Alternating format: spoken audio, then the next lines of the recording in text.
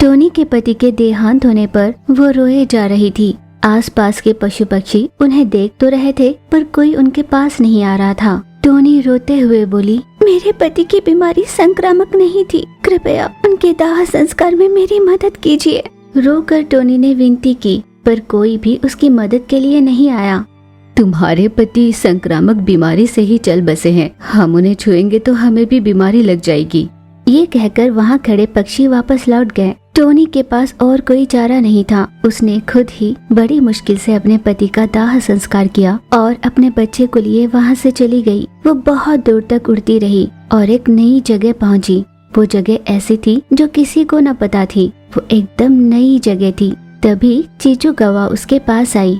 दोस्त, कौन हो तुम? मैं बहुत देर से तुम्हें देख रही हूँ। अपने बच्चे को लिए यहाँ पर उदास बैठी हो। अपनेपन से पूछने पर टोनी ने उससे रोते हुए कहा, दोस्त, मैं अकेली हूँ, बहुत दूर से आई हूँ। अपना गुजारा करने के लिए मैं कोई काम तलाश रही हूँ, मेरी मदद कर दो दोस्त। तुम्हें देखकर लग रहा है जैसे बहुत समय से तुम दोनों ने खाना नहीं खाया। पहले मेरे घर चलो, कुछ खा लेना, उसके बाद हम काम के विषय में बात करते हैं। कोई बात नहीं, पहले मुझे कोई काम दे दीजिए। तुम्हें इतना संकोच करने की कोई जरूरत नहीं, चलो पहले खा लो। देखो उस नन्हे से बच्चे को, हम बड़े हैं, भूख बर्दाश्त कर भी लेंगे, पर बच्चे नहीं कर सकते ना। चलो पहले कुछ खा लेते हैं। टोनी उसके आग्रह को टाल नहीं सकी।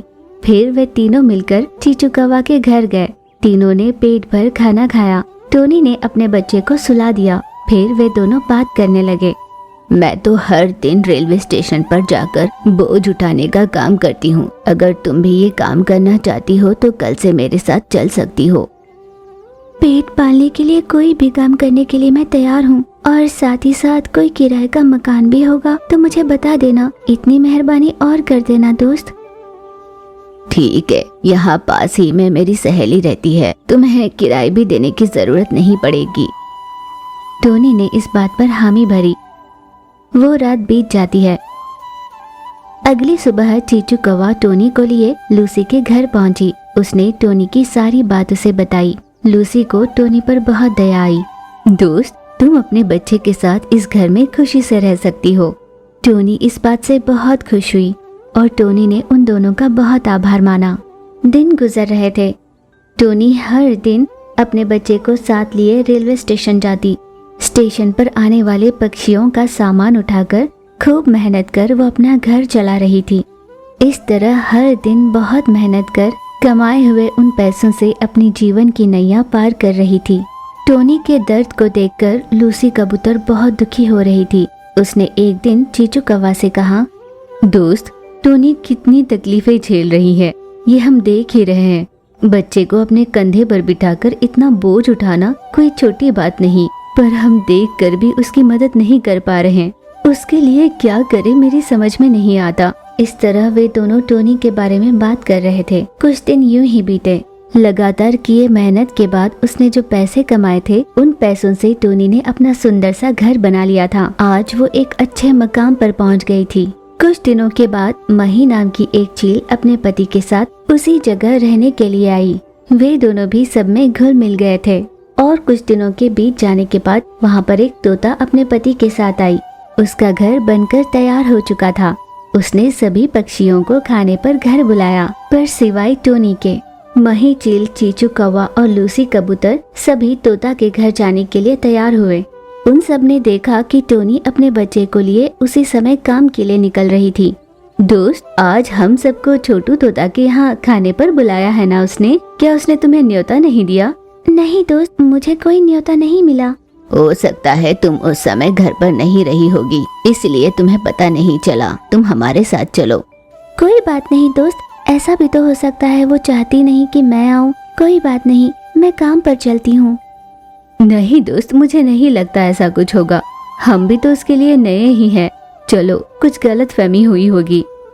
उनके इतने आग्रह करने पर टोनी मना नहीं कर पाई और उन सब के साथ छोटू तोता के घर चली गई। लगता है शर्म नाम की कोई चीज नहीं यहाँ कुछ पक्षियों में। बिन बुलाए भी ऐसे आ जाते हैं, खाने का नाम सुनते ही गिर पड़कर आ जाते हैं। छोटू तोता ने ऐसी कठोर बातों से टोनी गौरैया को बहुत अपमानित किया। टोनी गौरैया आंसू बहाती हुई वहाँ से वापस लौट गई। तुम टोनी से ऐसा कैसे कह सकती हो? वो तो यहाँ आना ही नहीं चाहती थी, हमने ही उसे जबरदस्ती किया था। हमने सोचा शायद तुम उसे न्योता देना भूल गई होंगी।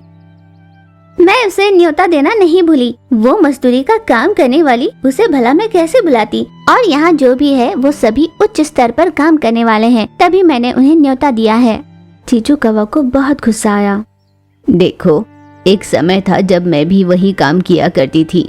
जिस घर में हमारी दोस्त का इतना अपमान हुआ हो, हम वहाँ पर एक पल के लिए भी नहीं रुकेंगे।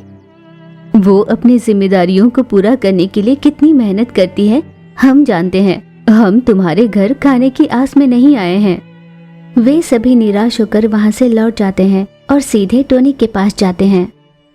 दोस्त, तुम्हें दुखी होने की कोई जरूरत नहीं, गलती हमारी है, हमें माफ कर दो। भला तुम सब क्यों माफी मांग रहे हो? मैं तो ये सोचकर उदास थी कि मेरी वजह से तुम्हें शर्मिंदा होना पड़ा। यहाँ आए सभी दोस्तों में सबसे पहले हमारे लिए तुम हो, तुमसे बढ़कर हमारे लिए कोई नहीं। ये सुनकर टोनी का मन भर आया। इतने अच्छे दोस्त पाकर टोनी के खुशी का ठिकाना नहीं था। असली दोस्ती तो यही है, पैसा आज है तो कल नहीं। लगता है मैंने बहुत गलत बर्ताव किया। यूं वो रोती हुई दूर ही खड़ी रही। क्या हुआ? तुम क्यों रो रही हो? कोई बात नहीं। छोटू तोता को अपनी गलती का एहसास हुआ। उसने सभी से माफी मांगकर सभी को अपने घर पर खाने के लिए न्योता दिया। उन सभी पक्षियों ने साथ मिलकर पेट भर खाना खाया और खूब सारी बातें की। उन सब में बहुत अच्छी दोस्ती हो गई। टोनी अपने बच्चों से बहुत प्यार करती और उनकी अच्छी परवरिश करते हुए खुश थी। टोनी के जीवन में उसके पति के कमी के अलावा दूसरी कोई कमी नहीं थी। वो अपने बच्चों से बहुत प्यार करती, पिता का प्यार भी वही दिया करती। एक दिन अचानक लूसी चिल्लाने लगी, चले जाइए, सभी चले जाइए यहाँ से, भाग जाइए, अपने बच्चों को बचा लीजिए, चले जाइए सभी यहाँ से। ये देखकर टोनी ने उससे कहा, लूसी क्या हुआ तुम्हें? क्यों चिल्ला रही हो? आओ मेरे पास आओ, बताओ तो क्या हुआ? लूसी घबराती रोती हुई उसके पास आई। टोनी, जल्दी से तुम अपने बच्चों को लेकर यहाँ से चली जाओ, जल्दी करो। उसकी बातों से घबराई हुई गौरैया ने पूछा, अरे दोस्त, बिना कुछ बताए तुम इस तरह भाग जाने के लिए कहोगी तो कैसे होगा? बताओ तो सही क्या हुआ, डरो मत। अपने जंगल में एक चील आई है, वो बच्चों को खा जाती है। कहीं भी उसे किसी का बच्चा दिखाई दिया तो वो नहीं छोड़ती। वो पहले ही मेरे बच्चे को खा चुकी है। यूं रो रही थी कबूतर। इतने में आसमान से उड़ती हुई एक चील लूसी कबूतर के बच्चे के बाद चीचू कौवे के बच्चों को उड़ाकर ले जा रही थी, जिसे देख टोनी गौरैया ने अपने पंखों में बच्चों को छुपा लिया। चील के वहाँ से चले जाने के बाद लूसी ने कहा, देखा ना दोस्त, तूने अपनी आंखों से देखा ना, यहाँ रहना खतरे से खाली नहीं होगा, चली जाओ। इस पर टोनी ने कहा, हाँ दोस्त, इस नरक में अपने बच्चों को नहीं रखूंगी, चली जाऊंगी। टोनी ने अपने बच्चों को अपने कंधे पर बिठाया और वहाँ से उड़कर बहुत दूर तक सफर कर एक नई जगह पहुँच गई। वहाँ पहले से ही कईयों के निवास स्थान थे। लगता है यहाँ कोई रहता है, हम यहाँ पर सुरक्षित रह सकते हैं, ऐसा मैं सोच रही हूँ। बहुत समय तक राह देखने पर भी वहाँ पर कोई नहीं आया। दिन ढल चुका था, बच्चों को भूख लगी थी। ठीक है, मैं अभी खाना लेकर आती हूँ। ये कहकर टोनी आसपास आहार ढूंढने निकली। आसपास से उसने थोड़ा बहुत खाना बटोरा और अपने बच्चों के लिए लेकर वापस वहाँ पर लौटी। पर जैसे ही गौरैया ने लौट कर देखा कि जहाँ उसने अपने बच्चों को छोड़ा था वहीं पास में चील का बसेरा था। ये देखकर जैसे उसकी जान हथेली में आ गई थी। गौरैया ने दुखी होकर कहा, ये मैंने क्या कर दिया? जिस चील के खतरे से बच्चों को बचाकर मैं दूर लेकर आना चाहती थी, मैं उसी चील के पास अपने बच्चों को ले आई। गौरैया बिना आवाज किए धीरे से वहाँ से निकलकर अपने बच्चों के पास पहुँची। उसने अपने बच्चों को खाने के लिए भोजन दिया। बच्चों, हमें यहाँ से चलना होगा, जल्दी करो। तीनों बिना आवाज किए वहाँ से निकल जाते हैं। वो रात का समय था, इसलिए उनकी समझ में नहीं आ रहा था कि उन्हें किस दिशा में जाना चाहिए, कहाँ पर जाना चाहिए। उड़ती हुई गौरैया को दूर से कहीं घर पर दिया जला हुआ दिखा। वो उस रोशनी की ओर बढ़ती हुई वहाँ चली गई। उस घोंसले में छोटू तोता रहा करती थी। वो कोई और नहीं बल्कि गौरैया की बचपन की सहेली थी। अरे टोनी, तुम कितने बरस हो गए हमें मिले। कैसी हो तुम? कहाँ जा रही हो? क्या तुम मुझसे मिलने आई हो? छोटू, तुम्हें मिलकर बहुत खुशी हो रही है।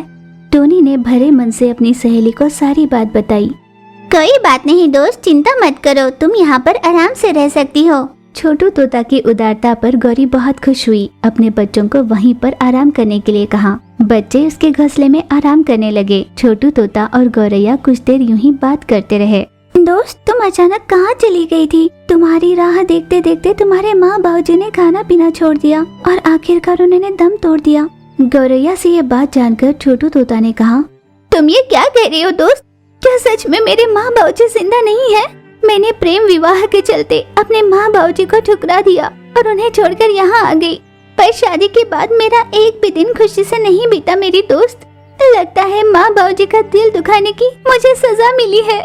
हे भगवान, मैं कितनी बदनसीब हूँ। छोटू तोता फूट फूट कर रोने लगी। क्या हुआ दोस्त, तुम ऐसे रो क्यों रही हो? क्या तुम्हारे पति तुम्हारा ख्याल नहीं रखते? वो यहाँ मेरे साथ होते तो मेरा ख्याल रखते ना। उसे अपने चील होने का बहुत घमंड है। हर रोज पक्षियों के बच्चों को यहाँ ले आकर बेरहमी से उन्हें खाने लगता है। मैं उसे रोकने जाती हूँ तो मुझे धमकी देता है कि मुझे भी मार खाएगा। कई माओं से उसने उनके बच्चे छीन लिए। किया हुआ पाप खाली थोड़ी जाता है। मेरा एक भी बच्चा जिंदा नहीं बचा। जन्म लेते ही मेरे सारे बच्चे मर गए।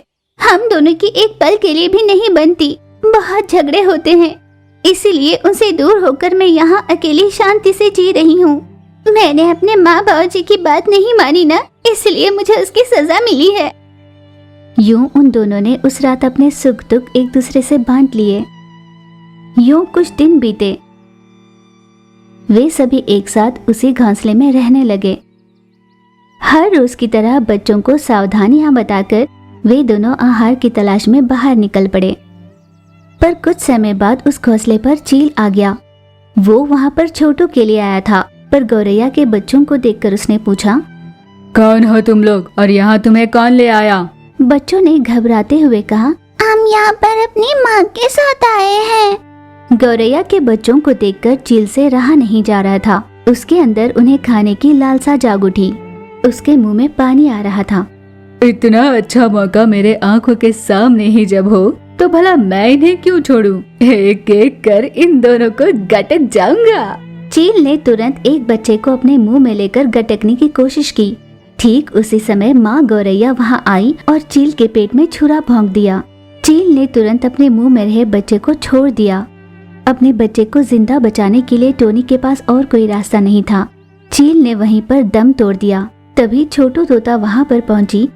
ये मेरे पति है, इनके साथ ऐसा किसने किया? यूं छोटू तोता रोने लगी। गौरैया ने उसे शांत करते हुए सारी सच्चाई बताई। दोस्त, तुम्हारे पति की जान लेने के अलावा मेरे पास रास्ता नहीं था। दरअसल मैं नहीं जानती थी कि ये तुम्हारे पति है। मैंने सिर्फ अपने बच्चे की रक्षा के लिए ये किया। अगर मेरी जगह तुम होती तो यही करती। मुझे माफ कर दो। यूं रोते रोते गौरैया ने उसे सारी सच्चाई बताई। छोटू तोता ने अपने आंसू पोंछते हुए कहा, हाँ दोस्त, तुम सही कह रही हो। अगर मैं तुम्हारी जगह होती तो मैं यही करती। आज उसके पाप का घड़ा भर चुका था। मैं जो हुआ उसे भूल जाऊंगी। तुम अपने बच्चों को लेकर यहाँ से चली जाओ, दूर ही सही, पर हमारी दोस्ती जिंदा रहनी चाहिए। इस तरह मेरे सामने तुम एक हत्यारन बनकर नहीं जियोगी। गौरैया ने उसके सामने हाथ जोड़े और अपने बच्चों को लेकर वहाँ से चली गई। छोटू तोता अपने पति को खोकर बहुत दुखी थी। टूनी गौरैया अपने बच्चों के साथ खुशी से रहने लगी।